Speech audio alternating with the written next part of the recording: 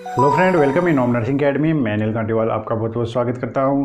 आज हम देखेंगे प्रायोरिटी बेस्ड क्वेश्चन जो एम्स की, जो ईएसआईसी है, पीएचजीआई है, नर्सिंग ऑफिसर की जितने भी इंपॉर्टेंट एग्जाम है उनमें प्रायोरिटी बेस्ड के क्वेश्चन है वो बहुत बार पूछे गए हैं। हर एग्जाम में प्रायोरिटी बेस्ड के क्वेश्चन है वो आते रहते हैं। ठीक है, अपने नर्सिंग का काम ही ऐसा है, अगर हम किसी को केयर प्रोवाइड करवा रहे हैं तो अपने को प्रायोरिटी वह डिटरमाइन करनी पड़ेगी कि इसकी जो बेस्ट प्रायोरिटी है वो क्या है। ठीक है, तो इस वीडियो में जितने भी प्रायोरिटी बेस्ड के क्वेश्चन हैं हम उसकी बात करेंगे।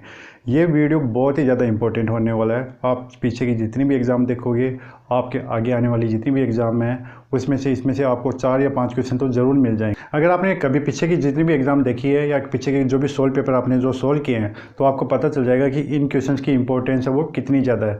तो मैं आपसे बस यही बोलूँगा कि आप इस वीडियो को ज़रूर पूरा देखिए।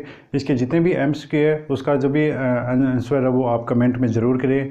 ओवरऑल जितने आपके कितने आंसर है वो सही होते हैं आप उनको भी कमेंट ज़रूर करना। ठीक है, अगर आप ये पूरा वीडियो देखोगे तो आपको पता चल जाएगा कि एम्स में और बाकी के जो भी नर्सिंग ऑफिसर एग्जाम में है उसमें किस तरह के प्रायोरिटी बेस्ड के क्वेश्चन आते हैं। ठीक है, तो प्रायोरिटी के अकॉर्डिंग मैंने जितने भी इंपॉर्टेंट क्वेश्चन है सभी को इंक्लूड किया है। तो ये वीडियो आपके लिए बहुत ज़्यादा इंपॉर्टेंट होगा, तो वीडियो को शुरू से लेकर एंड तक ज़रूर देखिए। तो इसमें हम सबसे पहले इंपॉर्टेंट क्वेश्चन देखेंगे।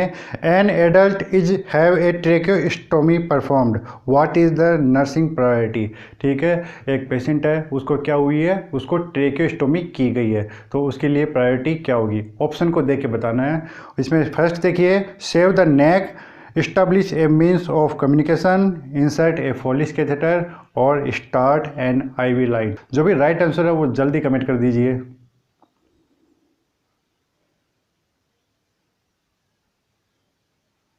तो जिसका राइट आंसर है वो है option second, establish a means of communication. क्यों? क्योंकि जो क्लाइंट है उसको क्या हुई है, उसको ट्रेकियोस्टोमी हुई है। ठीक है, अगर ट्रेकियोस्टोमी हुई है तो वो क्लाइंट है वो बात करने में पूरा सक्षम नहीं है। ठीक है, तो उसके लिए क्या है, आपको उसके लिए कम्युनिकेशन की ज़रूरत पड़ेगी। ठीक है, तो इसमें यहाँ पे क्या है, establish a means of communication.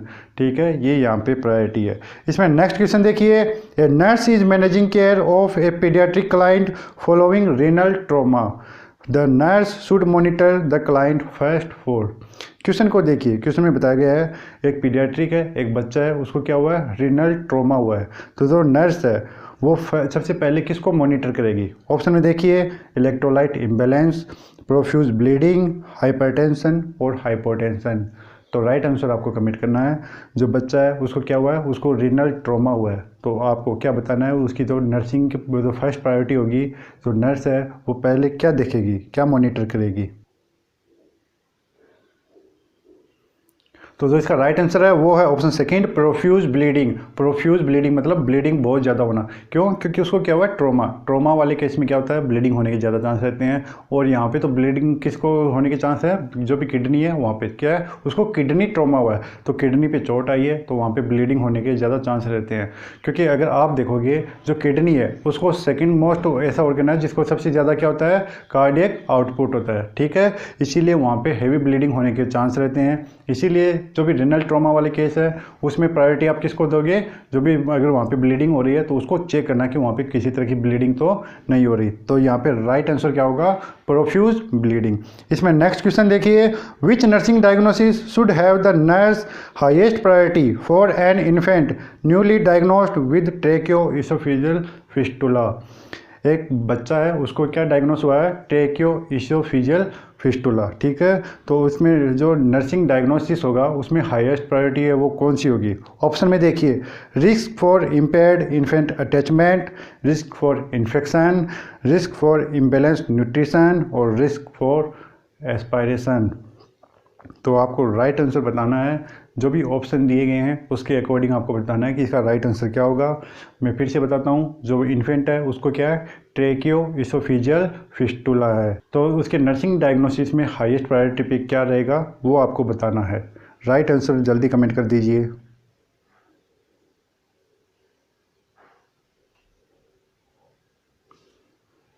तो जो इसका राइट आंसर होगा वो होगा option fourth, risk for aspiration. उसको क्या है, ट्रेकियोइसोफेजियल फिस्टुला। अगर वो कुछ भी सवालो करेगा, ठीक है, तो क्या है, जो ट्रेकिया है और इसोफेजिकस है उसमें क्या है, फिस्टुला बनी है, मतलब उसमें इस तरह का जॉइंट बन गया। ये बीच में देखिए, मेरे अंगूठे को जो देखिए, ये अंगूठे को आप फिस्टुला मानिए, ये हो गया ट्रेकिया, ये हो गया इसोफेजियस, और ये बीच में क्या है, ये है फिस्टुला।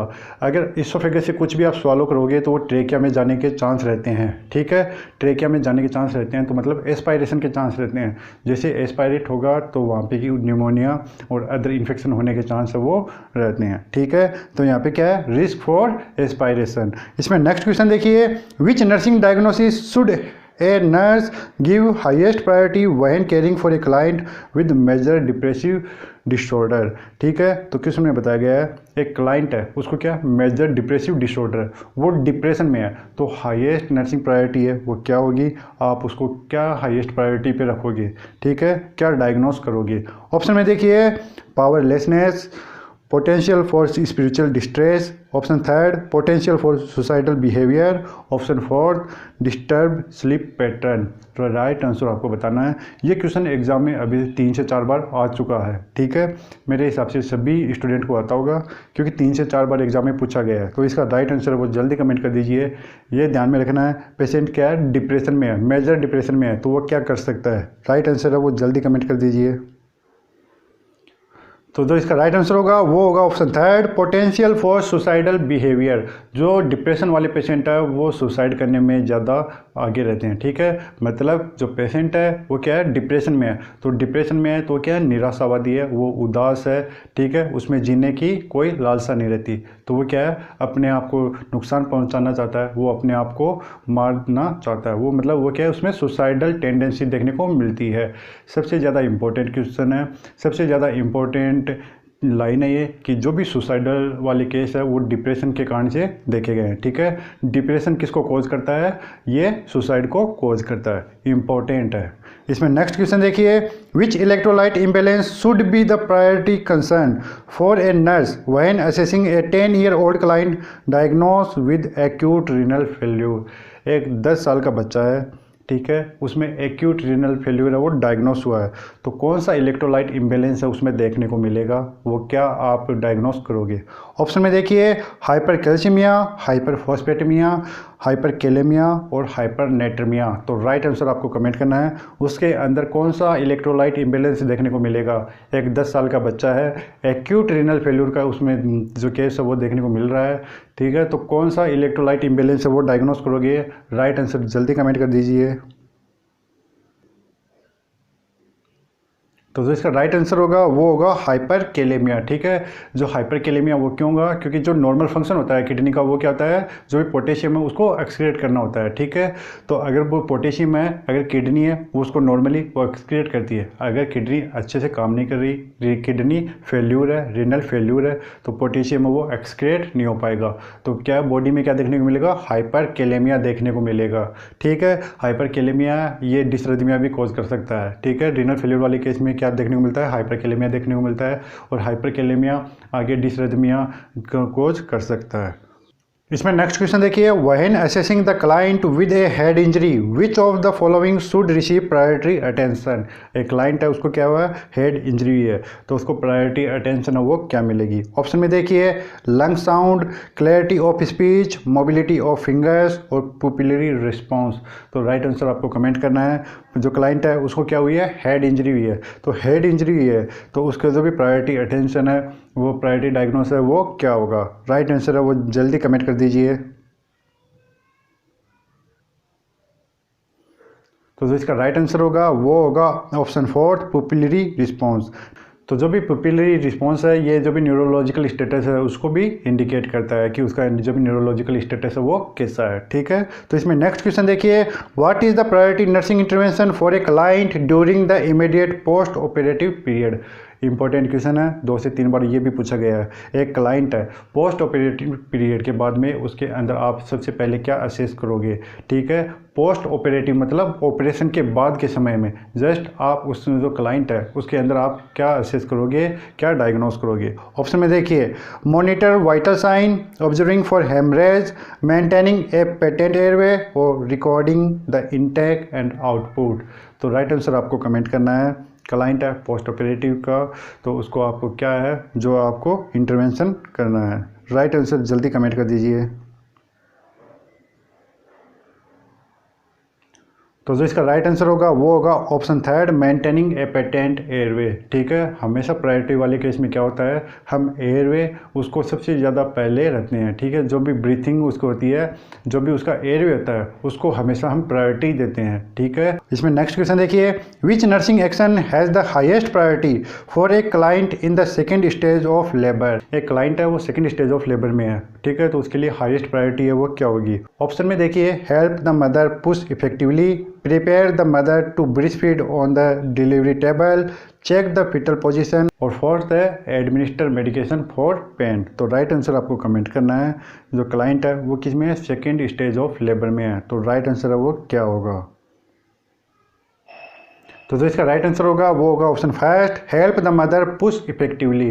ठीक है, तो जो सेकंड स्टेज है हम उसको पुशिंग स्टेज के नाम से भी जानते हैं। तो जो भी मदर है उसकी हेल्प करवाना है, जो भी बेबी है उसको पुश करवाने में। ठीक है, तो ये क्या है, help the mother push effectively, ये सेकंड स्टेज ऑफ लेबर है उसमें करते हैं। इसमें नेक्स्ट क्वेश्चन देखिए, a nurse is caring for a client who has a radium implant for cancer of cervix, what is the priority nursing action.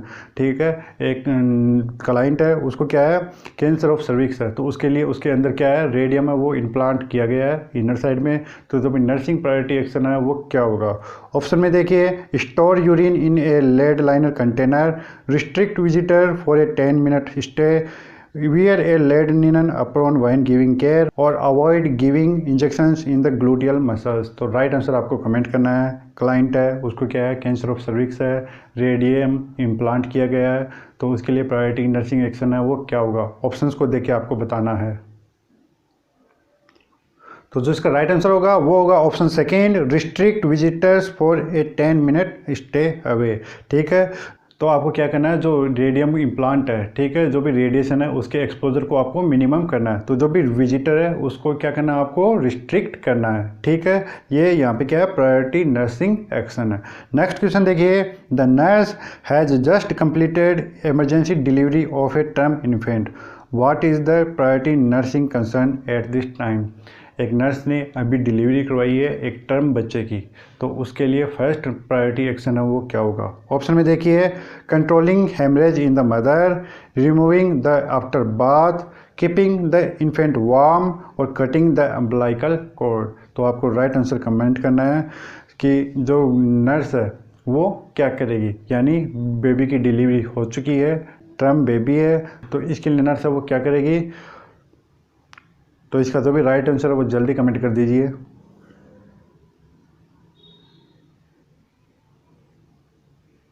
तो जो इसका राइट आंसर होगा वो होगा option third, keeping the infant warm, क्योंकि जो भी न्यूबॉर्न होते हैं उनके अंदर जो भी इनमेच्योर टेम्परेचर रेगुलेशन सिस्टम है वो देखने को मिलता है। इसी कारण जो नर्स है जो बेबी है उसको ड्राई रखेगी, उसको वार्म रखेगी। ठीक है, इसमें नेक्स्ट क्वेश्चन देखिए, what is the priority when the nurse is establishing A therapeutic environment for a client.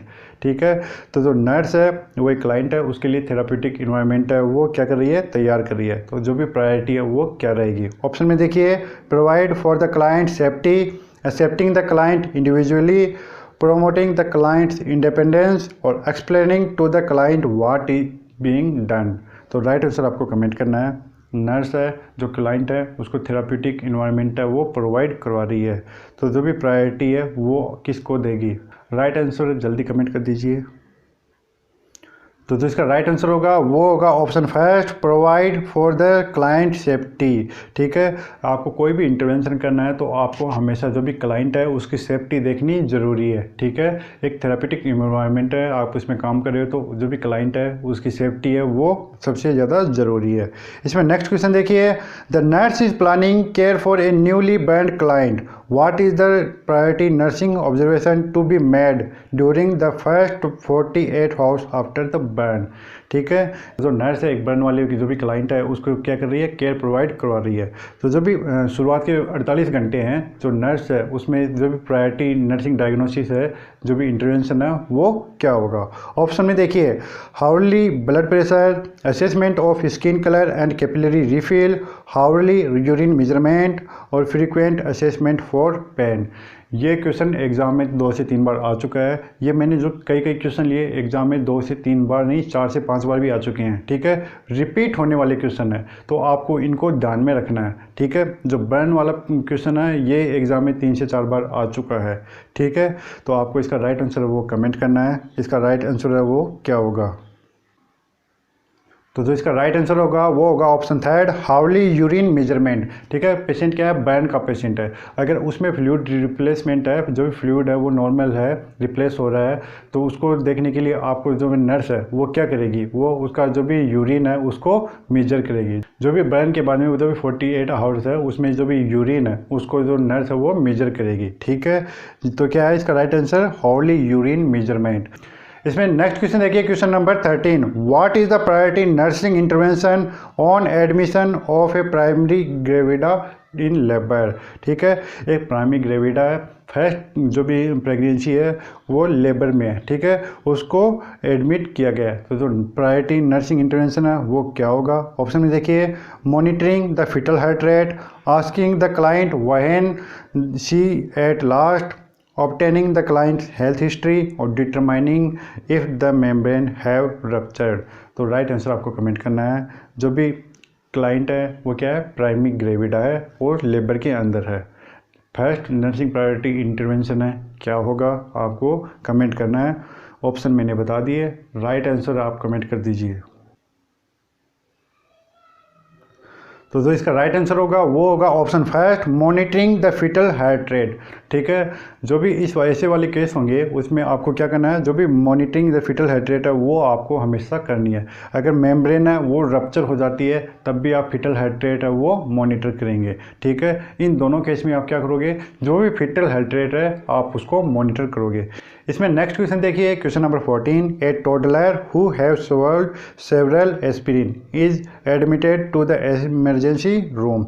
When admitted the child is breathing but it is difficult to arouse, what is the immediate priority care. तो question में बताया गया है कि एक toddler है, उसने बहुत सारी एस्पिरिन है उसको स्वालो कर लिया, बहुत सारी एस्पिरिन है वो निगल ली है। तो इसमें जो भी प्रायोरिटी नर्सिंग एक्शन है वो क्या होगा। ऑप्शन में देखिए, administration of syrup of APEC, cardiopulmonary resuscitation, ventilatory support और गैस्ट्रिक लावाज। तो राइट आंसर आपको कमेंट करना है। टोडलर है, उसने जो भी एडल्ट वाली डोज की जो भी एस्पिरिन है वो क्या कर ली है, स्वालो कर ली है, निगल ली है। तो इसके लिए जो भी फर्स्ट प्रायोरिटी केयर है वो क्या होगा। राइट आंसर जल्दी कमेंट कर दीजिए। तो जो इसका राइट आंसर होगा वो होगा ऑप्शन 4, गैस्ट्रिक लावाज। ठीक है, इसमें क्वेश्चन में एक चीज़ बताई गई है कि उसको वो जो क्लाइंट है वो क्या कर रहा है, ब्रीथिंग तो कर रहा है। तो ब्रीथिंग कर रहा है तो ना तो उसको सीपीआर की ज़रूरत है, ये ऑप्शन हटा दीजिए, ना उसको वेंटिलेटर की ज़रूरत है, ये दोनों क्या है हटा दीजिए। ठीक है, गैस्ट्रिक लावाज यानी उसने क्या कर लिया, एस्पिरिन स्वालो कर लिया, तो आप गैस्ट्रिक लावाज करवाइए, उसका जो स्टोमक है वो वॉश करिए। ठीक है, तो यहाँ पे राइट आंसर होगा वो होगा गैस्ट्रिक लावाज। इसमें नेक्स्ट क्वेश्चन देखिए, question number 15, A nurse in the emergency department is assessing a client who was beaten and sexually assaulted. Which is the nurse priority assessment? तो क्वेश्चन में पूछा गया है, एक क्लाइंट है उसको इमरजेंसी डिपार्टमेंट में लाया गया है, उसको सेक्सुअली असोल्ट किया गया है। ठीक है, तो उसके लिए प्रायोरिटी असेसमेंट है वो क्या होगा। ऑप्शन में देखिए, the family feeling about the attack, the client's feeling of social isolation, disturbance in the client thought process, the clients ability to cope with the situations. ठीक है, तो इसमें राइट आंसर आपको बताना है। क्लाइंट है, इमरजेंसी डिपार्टमेंट में लाया गया है, जो किसका था, जो सेक्सुअली असोल्टेड क्लाइंट है। ठीक है, तो उसके लिए राइट आंसर है वो क्या होगा। तो जो इसका राइट आंसर होगा वो होगा option 4, the client is ability to cope with the situation. ठीक है, तो यहाँ पे एक चीज़ को समझिए, जो क्लाइंट है वो उसको क्या है, उसको पीटा गया है, उसके साथ में सेक्सुअली असॉल्ट हुआ है। तो जो ऐसे क्लाइंट होते हैं वो क्या होते हैं, डिस्टर्ब होते हैं। तो आपको उसकी जो भी सिचुएशन है उसको समझना चाहिए, क्योंकि जो क्लाइंट है वो पहले से सहमा हुआ होता है, डरा हुआ होता है, वो आपके साथ में पूरी तरीके से क्या हो सकता है, अच्छे से कम्युनिकेट नहीं कर पाता। तो आपको क्या करना है, उसकी जो भी सिचुएशन है उसके साथ में अच्छा कम्युनिकेट बनाना है, उसको एक बेटर जो भी सिचुएशन है वो प्रोवाइड करवाने की कोशिश यूज़ करनी है। ठीक है, तो यहाँ पे राइट आंसर क्या होगा, the clients ability to cope with the situations. इसमें नेक्स्ट क्वेश्चन देखिए, a nurse assess that the pulse of a 2-year-old hospitalised toddler is 120 beats per minute. What should be the nurse priority based on this finding. तो question में बताया गया है एक 2 साल का बच्चा है, वो क्या है, हॉस्पिटलाइज किया गया है, उसकी जो हार्ट रेट है वो कितनी है, 120 है।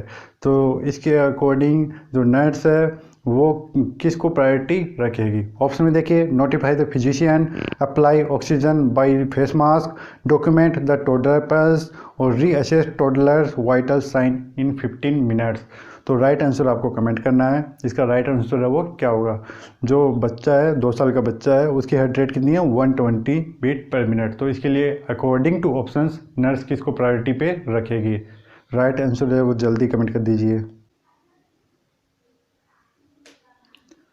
तो जो इसका राइट आंसर होगा वो होगा option third, document the toddler pulse. क्यों, क्योंकि जो टोडलर है उसकी नॉर्मल पल्स है वो कितनी होती है, 80 to 130 बीट पर मिनट। अगर उसकी 80 to 130 बीट पर मिनट उसकी पल्स होगी तो जो नर्स है वो क्या है, उसको नॉर्मली रखेगी। यहाँ पे क्वेश्चन में कितनी बताई गई है, 120 बीट पर मिनट बताई गई है।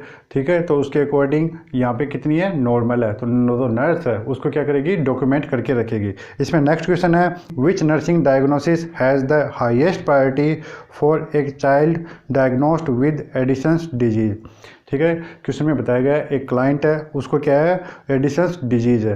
ठीक है, एक बच्चा है उसको एडिसन्स डिजीज़ है, एडिसन्स डिजीज से वो क्या हुआ है, डायग्नोस्ड हुआ है। तो उसके लिए हाईएस्ट प्रायोरिटी है वो क्या रहेगी। ऑप्शन में देखिए, potential access fluid volume, disturb body image, Altered development और अल्टर्ड स्लीप एंड रेस्ट। तो आपको राइट आंसर बताना है। जो क्लाइंट है वो किसका है, वो है एडिसन्स डिजीज का। तो इसके अंदर वो जो प्रायोरिटी है वो आप किसको रखोगे। राइट आंसर वो जल्दी कमेंट कर दीजिए। तो जो इसका राइट आंसर होगा वो होगा option second, disturb body image. क्यों, क्योंकि यहाँ पे क्या है, एडिसन्स डिजीज। जो भी एडिसन्स डिजीज है इसमें जो भी क्लाइंट है, जो भी चाइल्ड है, उसमें क्या देखने को मिलता है, हाइपर पिगमेंटेशन देखने को मिलता है। यानी जो स्किन का कलर है वो कैसा रहेगा, वो डार्क रहेगा, डार्क टेंट कलर का रहेगा। ठीक है, तो इसमें डिस्टर्ब बॉडी इमेज है वो प्रायोरिटी रखेगा। इसमें नेक्स्ट क्वेश्चन देखिए 18 नंबर का, an elderly women is admitted to the hospital with a productive cough, progressive forgetfulness and ability to concentrate and disinterest in her personal hygiene. What should be the greatest priority as the nurse assess this client? तो question में बताया गया है एक elderly women है, वो hospital में admit है। तो उसमें बताया गया कि उसके अंदर ये इस तरह के साइन सिम्टम वो देखने को मिल रहे हैं। क्या, प्रोडक्टिव कफ, प्रोग्रेसिव फॉरगेटफुलनेस और क्या, इनएबिलिटी टू कंसंट्रेट और नेक्स्ट है डिसइंटरेस्ट इन हर पर्सनल हाइजीन। तो इन सभी को देख के आपको ये बताना है कि आप जो प्रायोरिटी है वो किसको दोगे। ठीक है, ऑप्शन में देखिए, her progressive forgetfulness, her inability to concentrate, her disinterest in personal hygiene और हर प्रोडक्टिव कफ। तो आप प्रायोरिटी है वो किसको दोगे। राइट आंसर वो कमेंट कर दीजिए। तो जो इसका राइट आंसर होगा वो होगा ऑप्शन फोर्थ, हर प्रोडक्टिव कर्व। जो भी इसका प्रोडक्टिव कर्व है वो इसमें प्रायोरिटी रखेगा। ठीक है, बाकी की जो अदर प्रायोरिटी पे आते हैं जैसे प्रोग्रेसिव फॉरगेटफुलनेस, ठीक है, इनएबिलिटी टू कंसंट्रेट और जो भी पर्सनल हाइजीन है ये सेकंड में आते हैं। जो भी फर्स्ट बेसिक केयर में क्या दोगे, उसको जो भी प्रोडक्टिव कर्व है आप उसको चेक करना है। ठीक है, इसमें नेक्स्ट क्वेश्चन देखिए, a young adult is admitted with A diagnosis of Gulen-bear syndrome, Which nursing action will be of highest priority as the nursing care plan? Question में बताया गया है एक क्लाइंट है किसका, गुलेन-बेयर सिंड्रोम का। तो उसके लिए आपको ऑप्शंस को देखिए ये बताना है कि जो ऑप्शंस है उसमें आप हाईएस्ट प्रायोरिटी पे किसको रखोगे। तो ऑप्शंस में देखिए, range of motion exercise, monitor respiration, turn every 2 hours the client और प्रोवाइड इमोशनल सपोर्ट। तो राइट आंसर आपको कमेंट करना है। जीबीएस का पेशेंट है, जो भी ऑप्शंस है उस ऑप्शंस के अकॉर्डिंग आप हाईएस्ट प्रायोरिटी पे किसको रखोगे। आपका जो भी राइट आंसर है वो जल्दी कमेंट कर दीजिए। तो जो इसका राइट आंसर होगा वो होगा ऑप्शन सेकेंड, मॉनिटर रेस्पिरेशन। क्यों, क्योंकि जो भी जीबीएस वाली कंडीशन है उसमें असेंडिंग पैरालिसिस देखने को मिलता है। तो ऐसे वाले केस में क्या होता है, जो भी मोस्टली हैं उसके अंदर आपको रेस्पिरेशन की प्रॉब्लम देखने को मिलेगी। तो यहाँ पे राइट आंसर क्या होगा, मॉनिटर रेस्पिरेशन। इसमें नेक्स्ट क्वेश्चन देखिए, what is the nursing priority when administering care A client with severe hyperthyroidism. ठीक है, क्वेश्चन में बताया गया है एक क्लाइंट है, उसको क्या है, सीवियर हाइपरथायरॉयडिज्म है। ठीक है, तो उसके अंदर नर्सिंग प्रायोरिटी है वो क्या रखोगे। ऑप्शन में देखिए, assess for recent emotional trauma, provide a calm non stimulating environment, provide diversionally activity और increase range of motion exercise. तो राइट आंसर आपको कमेंट करना है। क्लाइंट है किसका है, सीवियर हाइपरथायरॉयडिज्म है। तो मैंने आपको ऑप्शंस दिए हैं, ऑप्शंस में आपको देख के बताना है इसका राइट आंसर वो क्या होगा। तो जो इसका राइट आंसर होगा वो होगा option second, provide a calm non stimulating environment.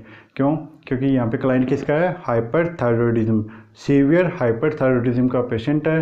तो ऐसे वाले जो पेशेंट है वो जल्दी क्या हो जाती हैं, जल्दी हाइपर हो जाते हैं, जल्दी हाइपर एक्टिव और इजीली डिस्ट्रैक्टेबल होते हैं। ठीक है, तो ऐसे जो भी क्लाइंट है आप उसको जो भी काम इन्वायरमेंट है वो प्रोवाइड करवाओगे।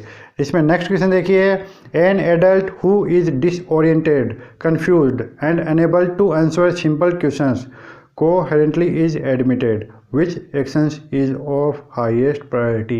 एक क्लाइंट है वो डिसओरिएंटेड है, कंफ्यूज है और जो भी सिंपल क्वेश्चन है उसका जवाब नहीं दे पा रहा। ठीक है, तो जो नर्स है उसको हाईएस्ट प्रायोरिटी एक्शन है वो क्या रखेगी। अब आपको यहाँ पे ध्यान रखना है ऑप्शंस पे, ऑप्शंस को समझिए कि आप प्रायोरिटी किसको दोगे। Obtain a psychiatric consult, check the client's glucose level, restrain the client और एडमिनिस्टर लोराजिपाम। तो राइट आंसर आपको कमेंट करना है। उसके भी अंदर आप उसके जो भी सिम्टम्स है वो देखिए, क्लाइंट डिसओरिएंटेड है, कंफ्यूज है और जो भी क्वेश्चंस है उसके जवाब वो नहीं दे पा रहा है। ठीक है, तो यहाँ पे आप किसको प्रायोरिटी पे रखोगे। इंपॉर्टेंट क्वेश्चन है, ये भी 2 बार रिपीट हुआ है, तो आपको राइट आंसर है वो कमेंट करना है। तो जिसका राइट आंसर होगा वो होगा option second, check the client glucose level. ठीक है, हमेशा एक चीज़ याद रखना, जो भी साइकोलॉजी है उससे पहले फिजियोलॉजी आती है। ठीक है, फिजियोलॉजी फर्स्ट देन साइकोलॉजी। यहाँ पे आप ये मत समझना कि वो किसी भी क्वेश्चन का आंसर वो ठीक से नहीं दे पा रहा तो वो क्या है, उसकी साइकोलॉजी ऐसी है। नहीं, आपको उसके सिम्टम्स भी देखने हैं। जो इस तरह की सिम्टम्स है, डिसओरिएंटेड है, कन्फ्यूज है और ऐसे जवाब नहीं दे पाता किसी भी क्वेश्चन का, तो उसमें क्या हो सकता है, उसके अंदर हाइपोग्लाइसेमिया हो सकता है। हाइपोग्लाइसेमिया वाले केस में आपको क्या करना है, जो भी ग्लूकोज लेवल है वो चेक करना है।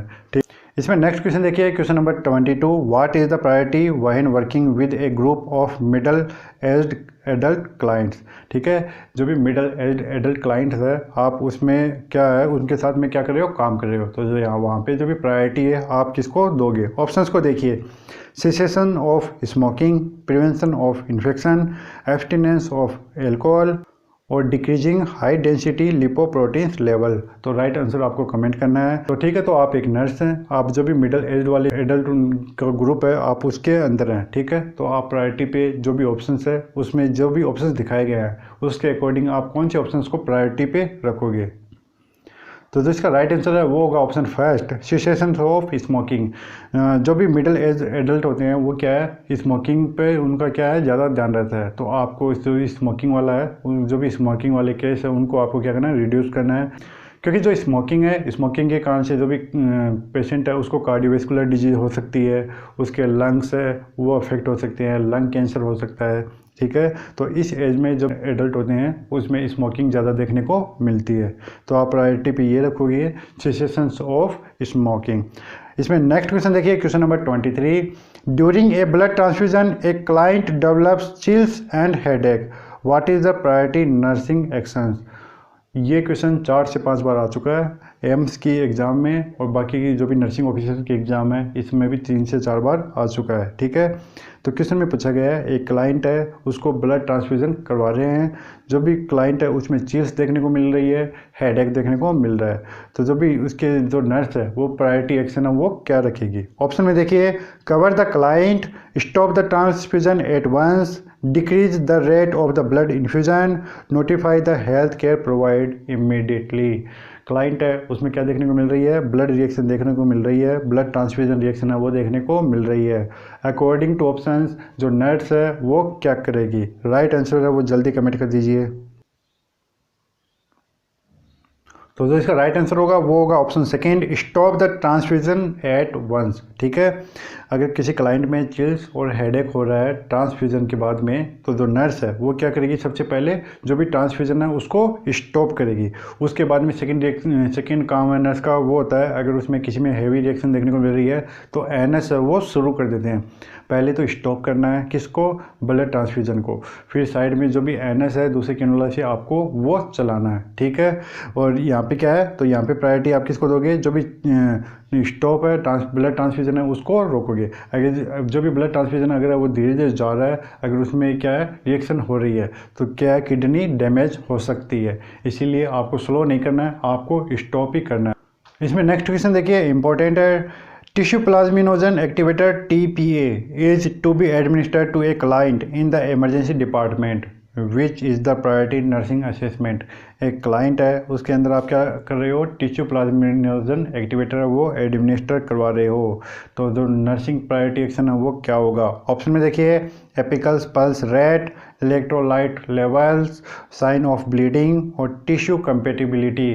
तो राइट आंसर आपको कमेंट करना है, इसका राइट आंसर है वो क्या होगा। तो जो इसका राइट आंसर है वो जल्दी कमेंट कर दीजिए।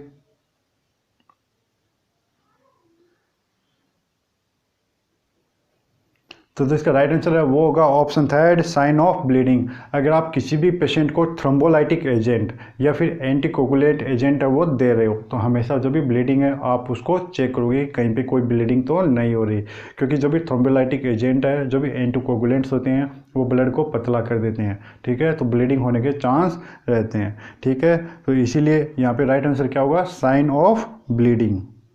इसमें एक लास्ट क्वेश्चन देखिए, इसका आंसर है वो आपको करना है। The nurse observe that A 3-year-old child is a crib has a clamped jaw and is having a tonic clonic seizure. What is the priority nursing responsibility at this time? एक 3 साल का बच्चा है उसके अंदर टॉनिक क्लोनिक सीजर वो देखने को मिल रही है, उसका जा वो भी लॉक देखने को मिल रहा है। ठीक है, तो इसमें जो भी नर्स है वो प्रायोरिटी नर्सिंग एक्शन है वो क्या रखेगी। ऑप्शन में देखिए apply restraints, administer oxygen, protect the child from self injury और insert a plastic airway in the child's mouth. तो राइट आंसर है वो आपको कमेंट करना है, इसका राइट आंसर है वो क्या होगा। ठीक है, तो आपको इसका जो भी राइट आंसर है वो जल्दी कमेंट कर दीजिए। आपके कितने क्वेश्चन सही है आपको वो भी कमेंट करना है। ठीक है, तो ये थे कुछ प्रायोरिटी बेस्ड के इंपॉर्टेंट क्वेश्चंस। आई होप आपको ये वीडियो पसंद आया होगा। अगर आपको इसी तरह की और क्वेश्चन चाहिए, अगर आपको इसी तरह की और वीडियो चाहिए तो कमेंट ज़रूर कीजिए, इस वीडियो को लाइक ज़रूर कीजिए। अगर आपने हमारे चैनल को सब्सक्राइब नहीं किया तो हमारे चैनल को भी सब्सक्राइब कर लीजिए। ठीक है, अगर आप किसी तरह के टेस्ट देना चाहते हैं, अगर आप CHO की तैयारी कर रहे हैं तो हमारी जो भी एप्लीकेशन है गूगल प्ले स्टोर से डाउनलोड कर लीजिए। ओम नर्सिंग एकेडमी सर्च करना गूगल प्ले स्टोर पे, वहाँ पे हमारी एप्लीकेशन मिलेगी, वहाँ पे आपको CHO का कोर्स है वो मिल जाएगा। और आगे आने वाली टाइम में हम जो भी नर्सिंग का कोर्स है वो भी लेके आ रहे हैं। ठीक है, तो आप वहाँ पे जाके वो भी चेक कर सकते हो। ठीक है, तो फिलहाल के लिए इतना ही। ओम नर्सिंग एकेडमी के साथ जुड़ने के लिए आप सभी का बहुत बहुत धन्यवाद।